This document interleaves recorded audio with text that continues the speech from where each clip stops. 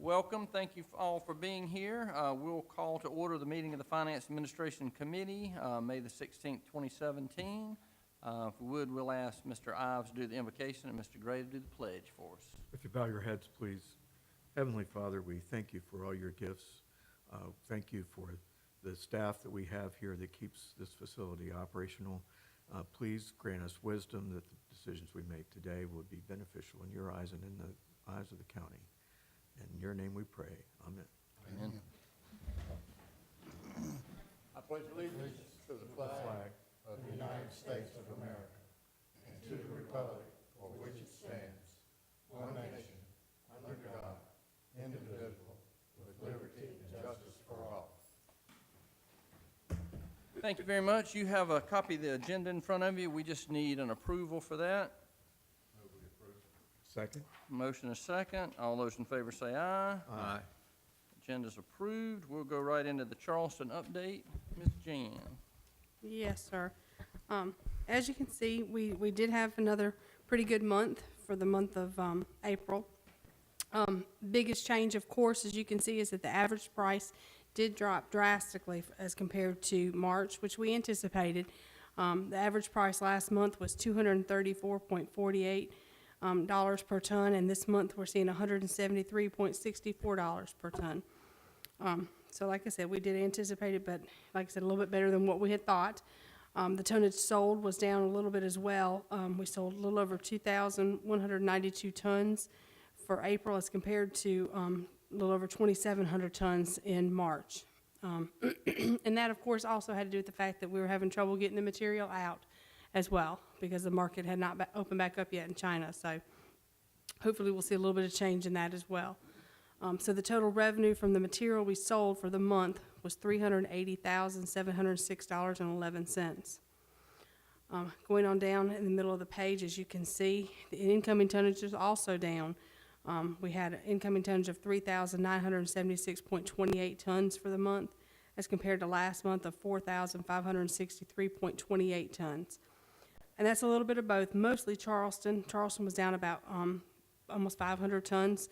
The Horry County's tonnage was down about 100 tons. So, Any reasoning behind the Charleston decrease?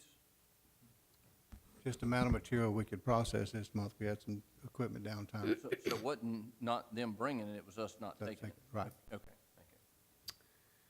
thank you. as you can see, the revenue due from Charleston was actually, of course, revenue due to Charleston of $4,384.63. Biggest part of that, of course, is the cost share, because we were up above the $165 per ton for the average price for the month. We actually did have to pay them $6,018.58. So overall for the month was $4,384.63 due back to Charleston. That brings the total MRF revenue for the month of $376,321.48. Total expenses of $291,465.60. So we saw revenue over expenses of $84,855.88. Looking over on the right-hand side of the page, you can see year-to-date, the MRF revenue is $4,324,459.40. The expenses being $3,602,087.57, with a total revenue over expenses of $722,371.83. So we've got, of course, May and June left. We'd love to hit that $1 million mark, but like I said, I don't know that we're going to make that, but we're getting pretty close. Like I said, they're continuing to do a great job over there of getting the material out, selling it for the highest price, of course, and maintaining their expenses. As you can see, their expenses were down quite a bit this month. Like I said, they're doing everything they can to watch their expenses, which is great. On the very bottom of the page, as you can see, for the month of April, we actually did send from the C&D recycling facility 1,895.93 tons of material. So that much went out of the C&D processing facility this month, which brings it year-to-date going out of the C&D processing facility of 3,276.34 tons. And the rejects hauled back to Charleston year-to-date are 4,069.16. So as you can see, that's a total of 7,345.50 tons of material that's been kept from going into the landfill. I think according to Bill, after the month of April, I think we're down to like maybe 2 days at the most, a day and a half to 2 days. So we've about got it caught up and current. So, any questions on these reports? We're charging them for the 14.5% plus anything over that. All the rejects their rejects we put in the landfill, that is to them, goes to them. Any of their rejects that go into our landfill, we are charging back, yes, sir. And then they're actually hauling the majority of theirs, as you can see, back themselves. They're what? They're hauling a majority of their rejects back to Charleston. As you can see, for the month, they hauled back 604.21 tons of rejects.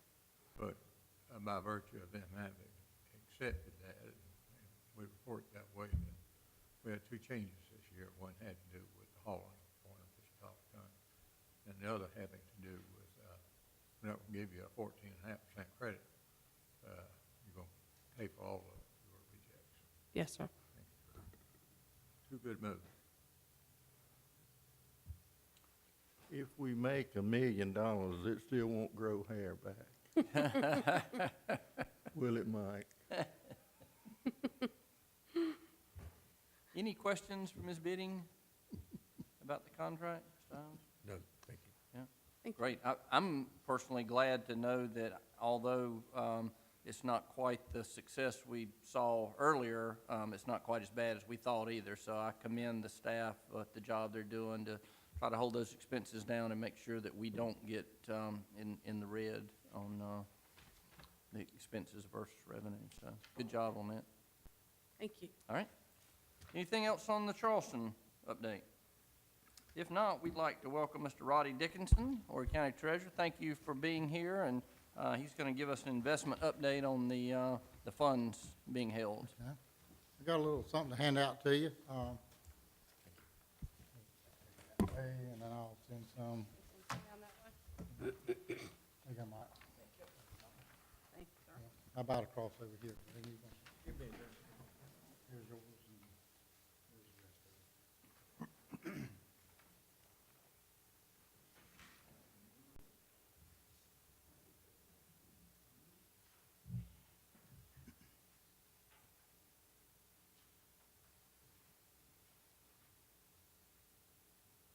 First of all, I want to thank you for having me today. It is indeed a pleasure to be here, see some old friends, and come out and visit the Solid Waste Authority. Of course, when most people think of the Treasurer's Office, the first thing that comes to their mind is the collection of taxes. However, another important duty of the Treasurer is to invest all the excess money of Horry County Department of Airports, Horry County School District, and of course, the Solid Waste Authority. Now, these four entities together have around $760 million in investments, and currently around $68 million in their bank accounts total. Now, investments for the county treasurer are regulated by two state laws, and I brought you a copy of those. There's Section 1245-220 and Section 6610 of the South Carolina Code of Laws. South Carolina Section 1245-220 states that a county treasurer may invest or reinvest any sum of money not necessary for current expenses in obligations of the United States and its agencies. 2, general obligations of this state or any public political subdivision. Savings and loan associations if their deposits are insured by any agency of the federal government. And certificates of deposits where these certificates are collaterally secured by securities as stated in number 1 and 2. So you see, we're very limited on what type of investments we can have. Section 6610, basically what that does, that establishes a trust fund that is run by the state treasurer. It's called the State Treasurer Pooled Investment Fund. We call it LGIP, or Local Government Investment Fund. This particular thing is a good thing that we use a lot of, and we have come to use it more and more since rates have really bottomed out. I remember years ago, banks were begging us for money to give them. It's not the case now. and it's hard to get rid of money, to tell you the truth about it, banks aren't taking it. So the pool, you can take money and put it in anytime, and you can get it out at any time. So it's a good liquid area for us to park money until it's needed. Now, right now,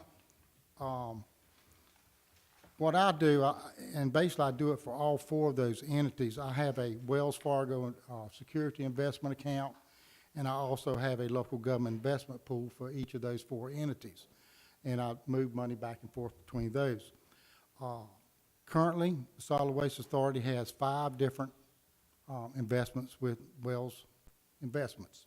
What these are called, we call them step-ups. And you can see that there are different, these are Federal Home Loan Mortgage Company securities, and at the different par values and at the different rates. Now, what step-ups are is a type of investment that usually can go out around 3 years. That's the way I like to keep them within 3 years, because that's the way the financial policies of the county are written, no more than 3 years. And they're what they call 6-month or 9-month or year callables. In other words, you buy an investment. Let's take, for example, number 4, the third investment down there for $4 million. That's the last one we purchased. Currently, it's sitting at 1.2%. Okay. And that will go out until, even though it says a little something different on here, that will go to February of 18 at that particular rate. And then if it's not called, it'll jump up to 1.5%, and it'll go out at 1.5% until August of 18, and so forth and so on. I believe these offer a safe place to put them, of course. The rates are locked in. If rate starts going down, you're locked in at a certain rate. Then if rate starts going up, these things may or may not bump up to the next higher rate. They're easy to manage, and I just like the way they run. It's just a preference of mine. So Solid Waste is sitting out there with $19,250,000 in these types of investments. Also, I have. Can I ask you a question? Sure, yeah. Does Wells Fargo offer you advice on other potential He kind of, offerings that they might recommend? well, there's all sorts of, and he kind of understands what we like and what it's easy for us to manage, and he kind of tailors that to us. I'm sure there's many different types of investments out there, but he kind of tailors these particular investments to, you know, my needs or what I feel comfortable with. So you do it in consultation with advice? Yes, from oh, yeah, yes, sir. Wells Fargo? Thank you. Same guy been doing it a long time. Yes, sir. Guy by the name of Joe Williams. He's been working with me for years now, doing this. We ever ask for a proposal, or we just go with what we got?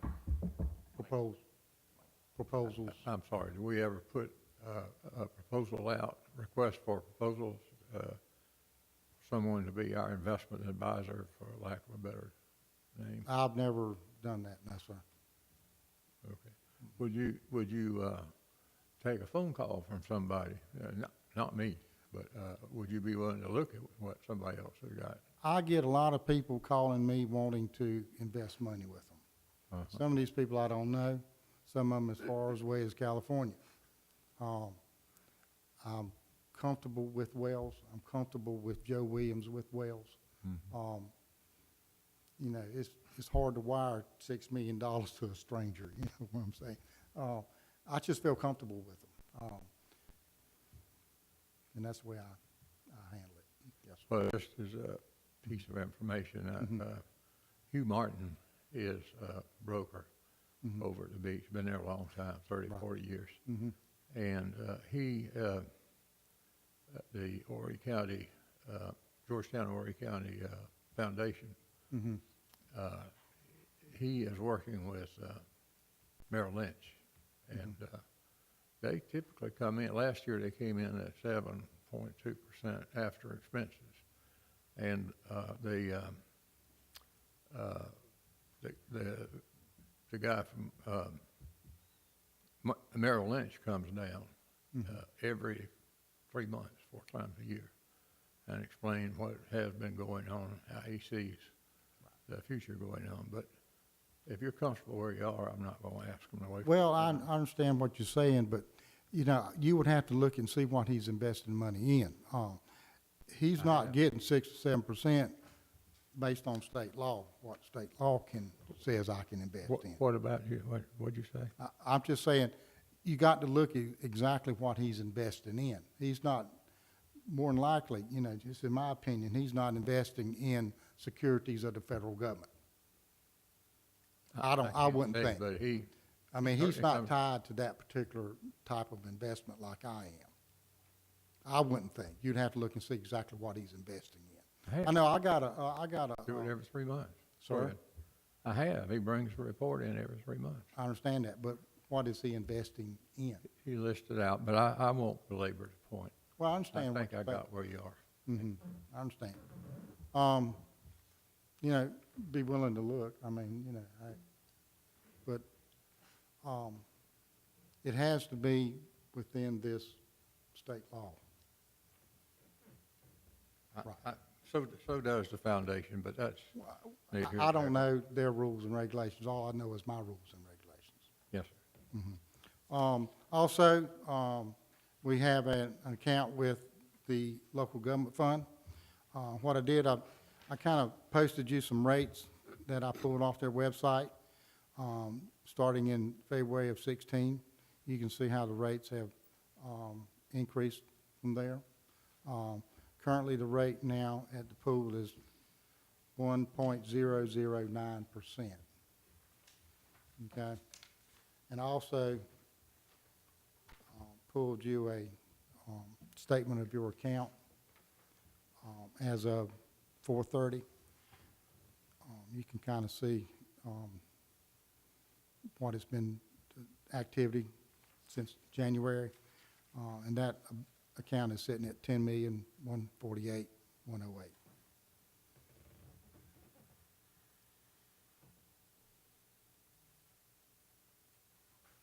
And that's, That's all the money we have invested in your. yes, sir. in And I Mr. think you got a little over around $4 million in the bank. We got $48, $4 million $4 in million. your bank account, close to it. So the 10,000 is one thing and the 4,000 is another. Million. No. You got 10 million in the pool, and you got 19 million invested with Wells. To determine how much money to put in the pool, do you have a conversation regularly with I with talked our to Jan. staff to find out what liquidity is going to be needed over the Right. next? Exactly. Mm-hmm. That's what I said. Angie Prince usually contacts me every so often, and I do with her. When we've got a big project going on, for instance, when we just did the piggyback expansion, I told her we were gonna have some large draws coming out. So that's why they always keep money, especially in the local government pool. They're able to pull that very easily. And so that's where they try to keep it if we're gonna need it. So yes, sir, we have conversations constantly about it, yes, sir. That 10 million and 4 million and all, you know what he was saying. Yes, I'll sir. just speak to you Yes, about sir, it later. we've got 19 million in Wells Fargo. Is that a line item on here? Yes, sir. If you turn it over on the very first page, there, at the top up there, we've got 19,250,000 invested in Wells Fargo, another 10 million in the local government pool, and then our bank account maintains around 4 million. Okay, just on this analysis, you got 19 plus 10, 10. Yes, sir. 29,000, and you got money on hand. Right. 29 thank million. Mm-hmm.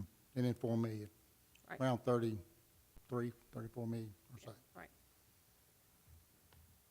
Rodney, going back to the STEP accounts up there, the dates that are under the description, are those the final call dates? No, I don't know. I just pulled this off of their, off of the statement. It could be the next call date. It's probably the next call date. Okay. See, sometimes these things will go out, 6-month quarterly calls.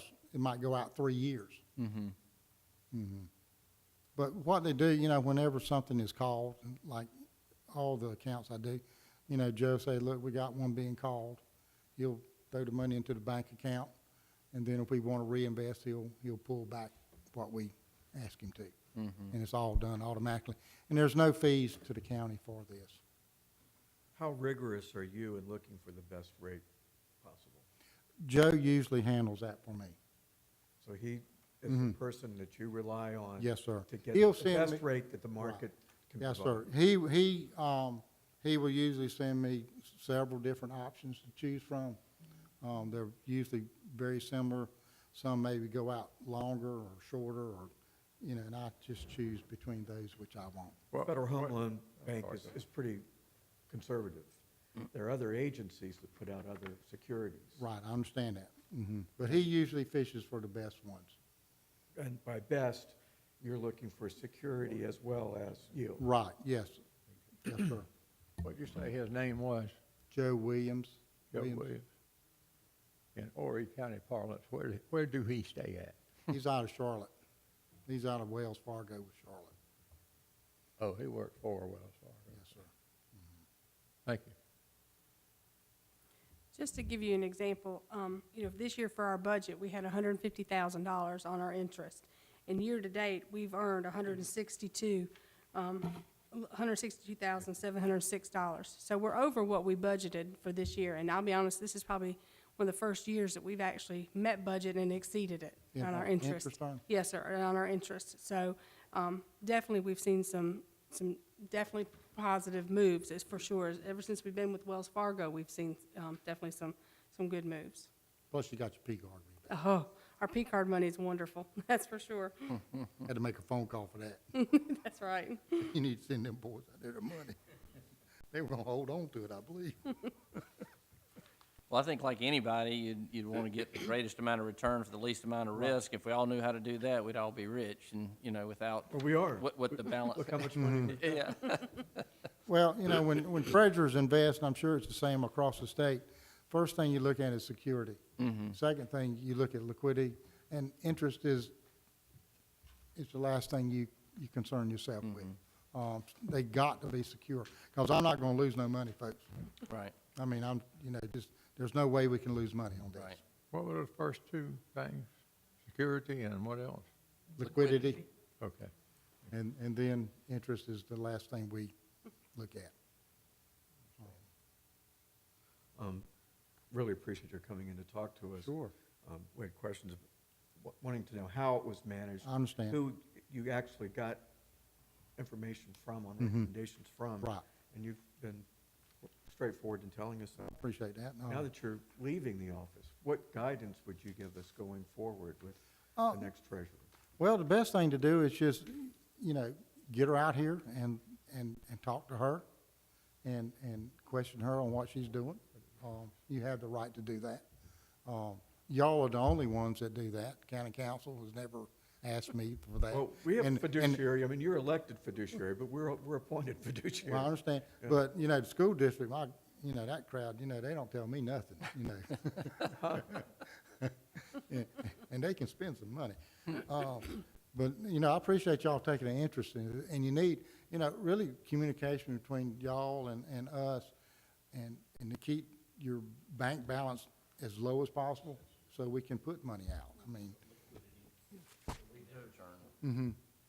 We hope the line of communication stays open, and I don't have any reason I don't- to think that it's not, but we will put forth our effort on our side. oh, yeah, I ain't no doubt in my mind, communication will stay open. It should, and I'm sure it will. Appreciate your What- dedication, thank you. What you gonna do now? I don't know, Okay, I'll I go with really ain't you. got a plan. A lot of experience of doing nothing. I'm not going, I really don't have a plan, which is fine with me. Well, this helps us understand better what the restrictions are. It's not just, you know, you deciding to go out and be really risky with the money that is public money. So it helps us understand what the parameters are that you work within. And Yeah, and I think some of the counties learned a hard lesson of 15, 20 years ago on investments and I think Greenwood was one of those, and I think that's the reason these things have been typed up to really where you can put the money. That's true. I mean, it is public money, and, you know, you don't need to be risking public money. Now, I'm sure the state treasurer has got a lot more leeway with his pool money than we do, but I go by those laws. State treasurer's way in the red. I mean, he's so underwater that everybody who draws a retirement check or will is gonna drown. Well, I don't know. And maybe we should set it that every quarter we get an update That's a good idea. from them, and just Yeah. where we can keep, Sure. yeah. Monitor and, yeah, that'd be a great idea. Plan to do that. And, you know, I can, you know, ask the treasurer to bring Joe Williams down and talk to you. That'd be great. And I'm sure you've met Joe. He's been here before. He'll come down anytime you ask. Because he has a lot of our money. County money. They've been very good to work with. Oh, yeah, they'll be here. I hope y'all make that happen. So like you say, say, well, Sam, down, you talk a little bit like Roddy did, and give us a better feel for how he goes about doing what he does and why. And I know security with our money, so to speak, Right, I mean, things a lot different. and if you got money that you don't need for many years, I mean, I'm sure there's ways you can expand your portfolio to allow for money to stay in one place longer, maybe make better interest. I mean, I'm sure there's all sorts of things out there. Okay. Any other questions, for Mr. Dickinson? Thank you so much for your time coming Thank in y'all. and, yeah, talking Thank to y'all. us. Good Yeah. seeing everybody. Yeah. Any other items for the Well, committee? we had an overview of Charleston, and let you kind of know how that's going. I talked to Mr. Quigley on the phone 30 minutes ago, and he's requested a clean copy of the contract. And we told him we would get him one this afternoon. And he said the red line one was making its way through the process, but they need a clean one they can sign off on, so sound like they're on the move. Good. I would expect that they would have some pushback, just to show diligence on their part. But have they gotten into the critical core of what we're trying to do or going to try to do? Well, that clean copy's got everything in it we want, Oh, good. yeah. They were just exploring other options, as you said, probably doing their homework, seeing And you I know, don't what was blame- best for them. I don't blame them either. Not a bit. We stand ready and willing to, under the terms and conditions placed forward, to be of assistance and partner, and I told them we had a board meeting next week, and I'd certainly like to make the board aware of where we stood. We had things that we had to get ready for the extension if it happens. yeah, that would be my one recommendation, not to either party wait up until the very end. You know, even though the current contract expires at whatever date, then we'd want to know one way or the other long before then to make whatever arrangements. It's only fair. And really, if there's anything in the contract that we kind of failed to do, was put a time limit on their Response. response Right. back to us. Right. But Yep. another day. Yeah. Okay. Good. Any questions, Mr. Knight, about that? Any other business for the committee? If not, we'll take a motion to adjourn. So moved. All righty. Thank you, everybody. Roddy, thank you for being here. Appreciate it. Appreciate it.